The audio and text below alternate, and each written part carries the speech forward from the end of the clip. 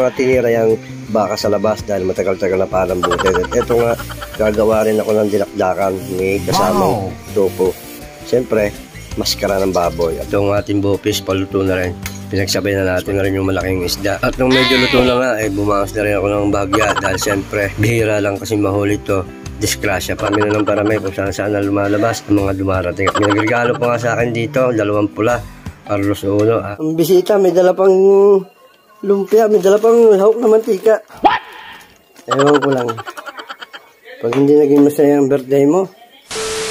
3 klaseng pulutan niya palang lulutuin ko ngayong araw to dahil special nga pala. At ito ay sinalang ko ng atay balunan. Yan ang gagawin kong bopis. Nilinis ko na rin itong karne ng baka. Ito na nga sakto lang sa gayat. Baka hindi magkasya. At syempre, nilagyan ko na rin siya ng asin, kalamansi para swak yung lasa. Dito ko nga tinira yung baka sa labas dahil matagal-tagal na parang buti. At ito nga, gagawa rin ako ng dinakdakan, may kasamang topo. Siyempre, maskara ng baboy. At yun nga, hinalo ko na yung mayonnaise para sa ating dinakdakan. At siyempre, etong ating bopis, paluto na rin. Pinagsabay na natin. Yan mga boss, luto na yung ating baka. Tsaka bopis and yun nga, dinakdakan. So, tayo lang ang tumira. Then miss dapat tayong malaki mamaya. Mamaya na natin ihawin. At hindi nga nagtagal, nagdatingan na rin ang aking mga bisita. Kaya inilabas ko na rin yung malaking isda. At nung medyo luto na nga, bumangas na rin ako ng bagya. Dahil siyempre, bihira lang kasi mahuli to. Disgrasya pa dahil pinagbabawal ngayon itong isda. Magkano? Tubog mo, magkano? Tumbog na 100. Sahod 50. Ganda-ganda niya pag tumama. At nung may dumaan niya magpapataya, ay nagbakasakali na rin kami. Labas na labas daw kasi ang swerte kapag may okasyon. Ito na nga, habang dumidilim, parami na ng parami kung saan na lumalabas ang mga dumarating. At may nagregalo pa nga sa akin dito, 2 pula.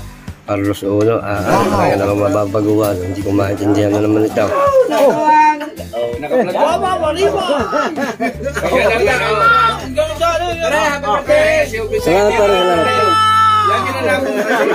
Sabi nga nila, medyo mabigat at saka magastos, pero yung value naman at saya at siguro yung biyaya hindi rin matatawaran.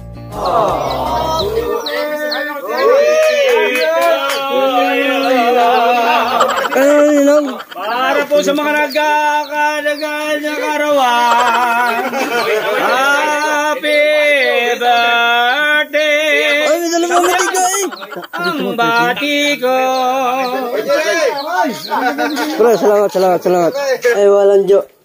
Ang bisita, may dala pang lumpia, may dala pang lahok na mantika. Ewan ko lang. Pag hindi naging masaya ang birthday mo. Ay, thank you Lord, thank you. Maraming salamat po sa lahat ng mga taong nagmamahal.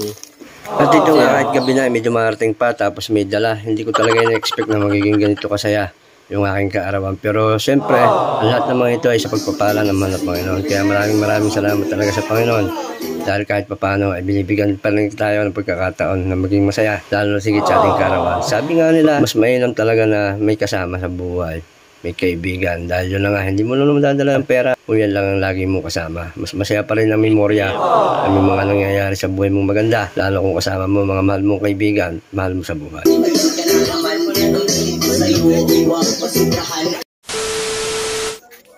Wala ng kuryente. Ondador. Walang kuryente.